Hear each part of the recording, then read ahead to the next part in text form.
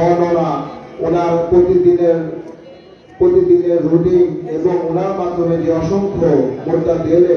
আল্লাহ পাকের অশেষ রহমতে আল্লাহ জিকির জারি হয়েছে, সেই তথ্যই আপনারা এখন শুনলেন। আমি এখানে যতটুকু দেখতে পাচ্ছি, আমাদের নতুন বা এলাকার বা আমাদের সাথে যারা উঠা বসা করে কিছু লোকজনকে দেখতে পাচ্ছি। আপনারা মূলত এখানে যে অনুষ্ঠানে উপস্থিত হয়েছে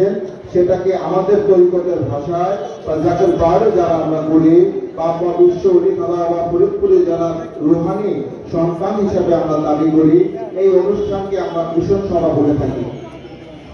এই মিশন সভাটাকে যদি আমি আমাদের দৈনন্দিন প্রতিদিনের ভাষায় যদি বলে থাকি, তাহলে একটা মিটিং,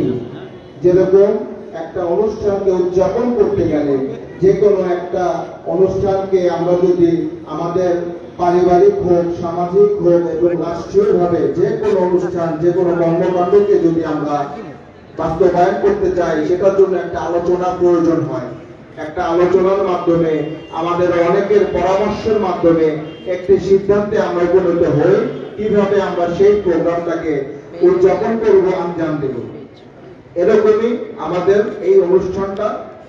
মহাপবিত্র বিশ্ব উরুস শরীফ, যেটাকে আমরা ইসলামের আলোকে ইসালে সোয়াব বা বার্ষিক মাহফিল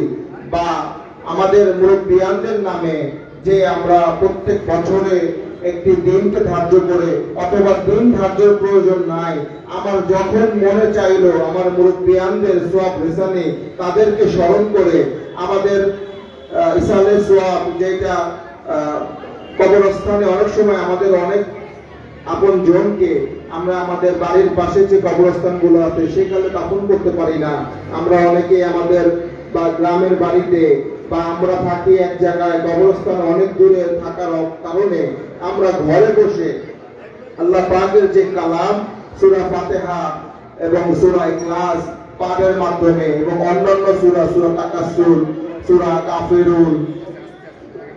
দ্বারা আমরা যেই সোয়াব রেসেন্ট আমাদের মুরব্বিয়ান আত্মীয় স্বজনদের মাধ্যমে আমরা করি, সেটাকে ইসালে সোয়াব বলা হয়। এটা দেখবেন আপনারা প্রায় জুম্মার সময় আমাদের অনেক মসজিদে এটা খতিব সাহেব সূরা ফাতিহা একবার, সূরা ইখলাস 3 বার পড়ে দোয়া করে, সেটাকে ইসালে সোয়াব বলা হয়। এই পরিভাষায় আপনারা যেভাবে নেন না কেন,